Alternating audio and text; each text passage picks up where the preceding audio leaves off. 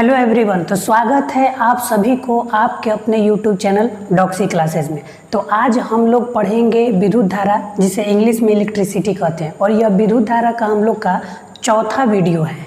इससे पहले हम लोग विद्युत धारा का 3 वीडियो अपलोड कर चुके हैं। यदि आपने वो तीनों वीडियो नहीं देखे हैं तो डिस्क्रिप्शन में हमने लिंक डाल दिया है, वहाँ से जाकर आप लोग देख सकते हैं। इस चौथा वीडियो में हम लोग पढ़ेंगे एक बहुत ही इम्पोर्टेंट क्वेश्चन, बहुत महत्वपूर्ण क्वेश्चन है ना, ओम के नियम। यह एग्ज़ाम में ज़्यादातर एग्ज़ाम में आने की संभावना रहता है। ठीक, कहा जाए कि विद्युत धारा में अगर सबसे इम्पोर्टेंट कोई क्वेश्चन है तो वह है ओम का नियम, और इसे हम लोग इस वीडियो में बहुत ही आसानी से समझेंगे और याद करेंगे। तो चलिए शुरू करते हैं आज की क्लास। चलिए, क्वेश्चन है हम लोग का कि ओम के नियम क्या है, इसे कैसे सत्यापित किया जाता है। देखिए, एग्जाम में ये 2 तरीका से क्वेश्चन इसे पूछ चुका है। ठीक है, तो अगर क्वेश्चन आए कि ओम के नियम क्या है, इसे कैसे सत्यापित किया जाता है, या अगर क्वेश्चन इस तरह से आए कि ओम के नियम को लिखें एमीटर तथा वोल्ट मीटर के द्वारा इस नियम की जांच कीजिए, दोनों क्वेश्चन एक ही है। ठीक है, तो ध्यान से समझिएगा, हम इसे आसानी तरीका से समझेंगे। देखिए, I समानुपाती भी। I क्या है? I क्या है? तो I है विद्युत धारा। I क्या है? I है विद्युत धारा। भी क्या है? भी है विभवांतर। कहाँ का विभवांतर? तो किन्हीं 2 बिंदुओं के बीच, किन्हीं 2 बिंदुओं के बीच का विभवांतर। ठीक है, विभवांतर है। आई क्या है? आई है विद्युत धारा। भी क्या है? तो किन्हीं 2 बिंदुओं के बीच का विभवांतर है। ठीक, तो ओम का नियम क्या है? देखिए, ओम का नियम क्या है? तो ओम का नियम स्थिर ताप पर, ताप देखिए, अगर मान लीजिए कोई यहाँ पे चालक हो या तार हो, अगर इसका टेम्परेचर हर जगह समान हो, यानी ताप स्थिर होना चाहिए। ताप क्या होना चाहिए? ताप एकदम स्थिर होना चाहिए, ताप में कोई परिवर्तन नहीं है। ठीक, स्थिर ताप पर ध्यान से सुनिएगा, ओम के नियम के अनुसार, ओम के नियम के अनुसार स्थिर ताप पर, ठीक है, स्थिर ताप पर किसी चालक में प्रवाहित विद्युत धारा का मान, किसी चालक में प्रवाहित विद्युत धारा का मान किन्हीं 2 बिंदुओं के बीच विभवांतर के समानुपाती होता है। ये क्या है? समानुपाती। अच्छा, इसका अर्थ क्या होगा? तो इसका अर्थ यह होगा कि यदि विद्युत धारा का मान बढ़ेगा तो विभवांतर का मान भी बढ़ेगा, यदि विद्युत धारा का मान कम होगा तो विभवांतर का मान भी कम होगा। यानी ये दोनों एक दूसरा के सीधा समानुपाती है। जो परिवर्तन इसमें वही परिवर्तन इसमें, दोनों समानुपाती है। ठीक, परिभाषा क्या निकलता है, ध्यान से सुनिए। स्थिर ताप पर ओम का नियम क्या है? तो ओम के नियम के अनुसार स्थिर ताप पर किसी चालक में प्रवाहित विद्युत धारा का मान किन्हीं 2 बिंदुओं के बीच विभवांतर के समानुपाती होता है। ठीक, यहाँ से ओम का नियम कहता है कि ओम के नियम के अनुसार, ओम के नियम के अनुसार स्थिर ताप पर किसी चालक में प्रवाहित, किसी चालक में प्रवाहित विद्युत धारा का मान, विद्युत धारा का मान किन्हीं 2 बिंदुओं के बीच विभवांतर, किन्हीं 2 बिंदुओं के बीच विभवांतर के समानुपाती होता है, के समानुपाती होता है। ठीक है, ध्यान से देखिएगा, आई समानुपाती भी। ओम के नियम के अनुसार, ओम के नियम के अनुसार स्थिर ताप पर, ताप क्या होना चाहिए? स्थिर ताप पर किसी चालक में प्रवाहित विद्युत धारा का मान किन्हीं 2 बिंदुओं के बीच विभवांतर के समानुपाती होते हैं, अर्थात आई समानुपाती भी। ठीक, इसे मिटाते हैं हम, यहाँ पे लिखते हैं अर्थात में आई समानुपाती भी। अच्छा, जब भी अगर समानुपाती का चिन्ह हटाएंगे तो एक बराबर का चिन्ह और एक कोई स्थिरांक लगता है। तो यहाँ पे देखिए ये हो गया I और ये हो गया V। I क्या है? विद्युत धारा, V क्या है? विभवांतर। ठीक, तो अगर हम समानुपाती का चिन्ह हटाते हैं तो एक ठो लिखेंगे बराबर और एक ठो स्थिरांक। यहाँ पे स्थिरांक क्या होगा? बटा में R। ठीक है, बटा में R। ये R क्या है? तो R क्या है? तो R जो है एक स्थिरांक है, स्थिरांक जिसे हम नियतांक भी बोल सकते हैं। R एक स्थिरांक है जिसे हम प्रतिरोध कहते हैं, जिसे हम प्रतिरोध कहते हैं। आगे वीडियो में हम लोग प्रतिरोध के बारे में पढ़ेंगे। तो सुनिए, अगर एग्जाम में 2 नंबर का क्वेश्चन आता है कि ओम का नियम क्या है, या क्वेश्चन है कि ओम के नियम को लिखें, अगर 2 नंबर का क्वेश्चन आता है तो बस हम इतना ही लिखेंगे। क्या लिखेंगे? कि ओम के नियम के अनुसार स्थिर ताप पर किसी चालक में प्रवाहित विद्युत धारा का मान किन्हीं 2 बिंदुओं के बीच विभवांतर के समानुपाती होता है, अर्थात I समानुपाती V।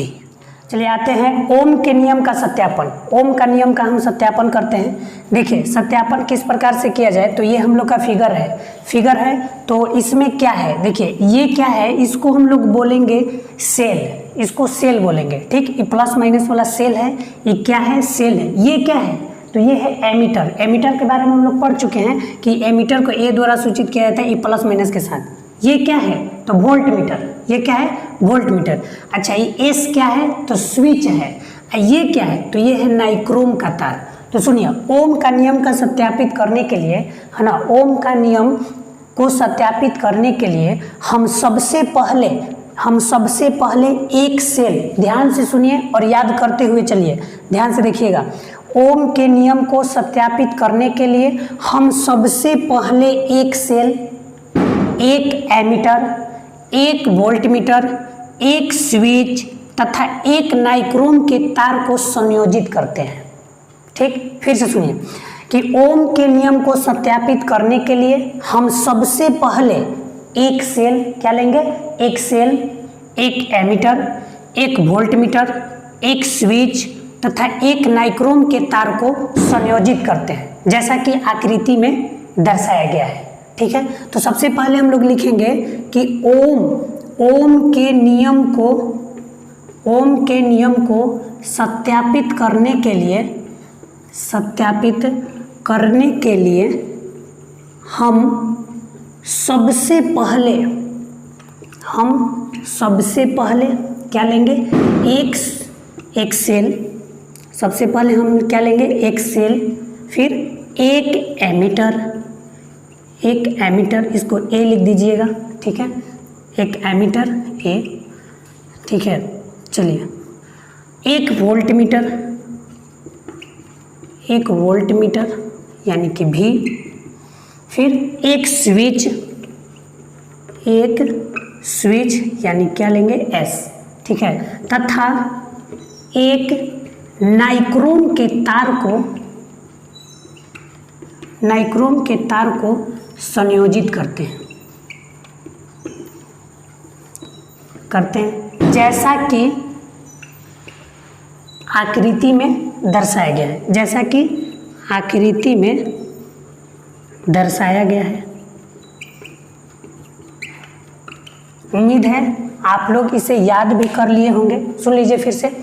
ओम के नियम को सत्यापित करने के लिए हम सबसे पहले एक स्विच, एक एमीटर, एक वोल्टमीटर, एक स्विच तथा एक नाइक्रोम के तार को संयोजित करते हैं, जैसा कि आकृति में दर्शाया गया है। तो अब सुनिए, जैसे ही हम स्विच एस को बंद करते हैं, जैसे ही हम, देखिए अभी स्विच क्या है? खुला हुआ है। जैसे ही हम स्विच को, जो स्विच एस है उसको हम बंद करते हैं, तो जैसे ही बंद करते हैं तो इसमें तो करंट प्रवाह होने लगेगा, विद्युत धारा प्रवाह होने लगेगा, हर जगह विद्युत धारा प्रवाह होने लगेगा। ठीक है, तो कहने का मतलब ये कि जैसे ही हम स्विच एस को बंद करते हैं, इसमें विद्युत धारा का प्रवाह होने लगता है। तब हम एमीटर से विद्युत धारा को तथा वोल्टमीटर से विभवांतर को मापकर एक पठन बना लेते हैं। और इस प्रक्रिया को जब हम बार बार दोहराते हैं तो हमेशा V बटा I का मान लगभग समान आता है। फिर से सुनिए, जैसे ही हम स्विच एस को बंद करते हैं, जैसे ही हम स्विच एस को बंद करते हैं, इसमें विद्युत धारा का प्रवाह होने लगता है, इसमें विद्युत धारा का प्रवाह होने लगता है।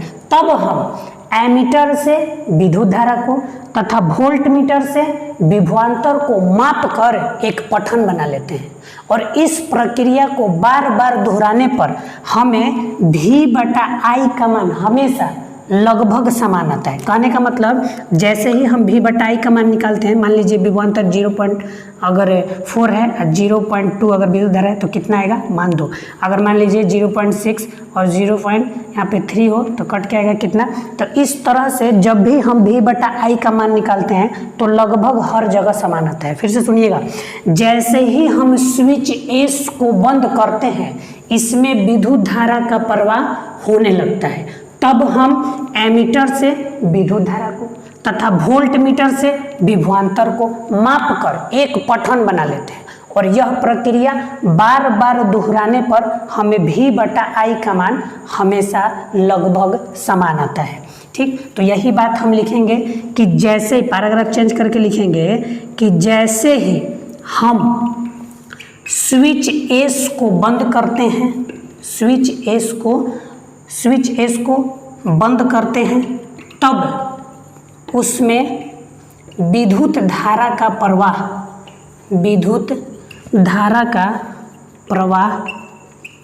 होने लगता है। तब हम एमीटर से क्या मापते हैं, तब हम एमीटर से विद्युत धारा तथा वोल्ट मीटर से विभवांतर को माप कर एक पठन बना लेते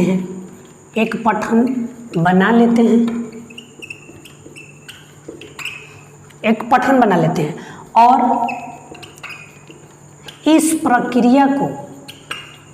इस प्रक्रिया को बार बार दोहराने पर हमें V बटा I का मान लगभग समान आता है। तो इस तरह से हम लोग ओम के नियम को एमीटर तथा वोल्ट मीटर से हम लोग सत्यापित कर। चलिए अब हम इसे ग्राफ से सिद्ध करते हैं। जरा देखिएगा ग्राफ से, इसको क्या बोलेंगे हम लोग, इसको बोलेंगे एक्स अक्ष। ठीक है, इसको बोलते हैं हम लोग क्या, एक्स अक्ष। इसको क्या बोलते हैं, वाई अक्ष। ये क्या है, मूल बिंदु। ठीक है, ये क्या है, मूल बिंदु।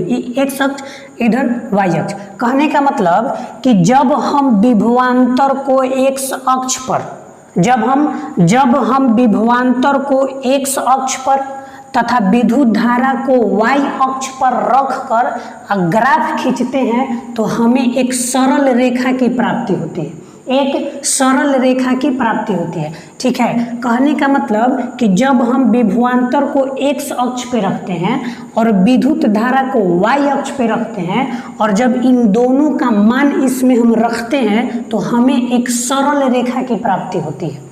इस सरल रेखा क्यों प्राप्त हुआ, इससे क्या स्पष्ट होता है, इससे यह स्पष्ट हो रहा है कि जितना विद्युत धारा बढ़ रहा है उतना ही, जितना विभवांतर बढ़ रहा है उतना ही विद्युत धारा बढ़ रहा है। यानी जैसे जैसे परिवर्तन विभवांतर में होगा वैसे वैसे परिवर्तन विद्युत धारा में भी होगा। इसीलिए यह एक सरल रेखा की प्राप्ति होती है।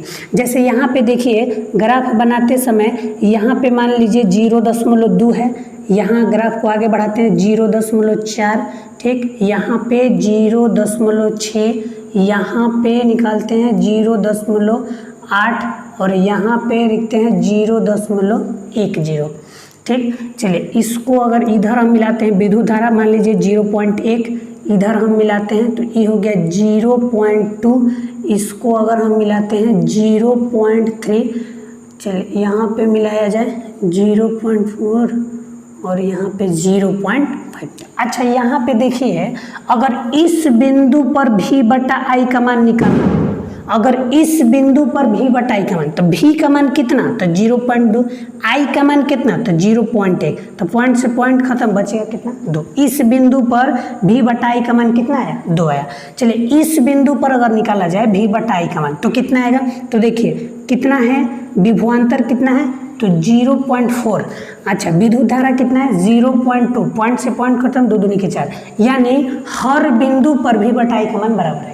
ठीक है, कहने का मतलब कि जैसे जैसे विभवांतर बढ़ेगा वैसे वैसे विद्युत धारा भी बढ़ेगा। तो इसे हम बोलेंगे कैसे, तो जब हम विभवांतर को x अक्ष पर, जब हम विभवांतर को x अक्ष पर तथा विद्युत धारा को y अक्ष पर रख कर, ठीक है, जब हम विभवांतर को x अक्ष पर तथा विद्युत धारा को y अक्ष पर रख कर ग्राफ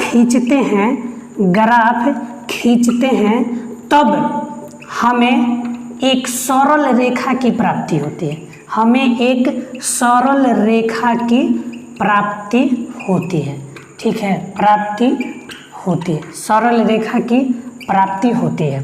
अच्छा, तो इससे क्या स्पष्ट होता है, तो यहाँ पे हम लिख देते हैं। ठीक है, लास्ट पॉइंट यहाँ पे देखिए, अतः इससे यह स्पष्ट होता है, अतः इससे यह स्पष्ट होता है कि स्थिर ताप पर किसी चालक में प्रवाहित विद्युत धारा का मान किन्हीं दो बिंदुओं के बीच विभवांतर के सीधा समानुपाती होता है, विभवांतर के समानुपाती होता है।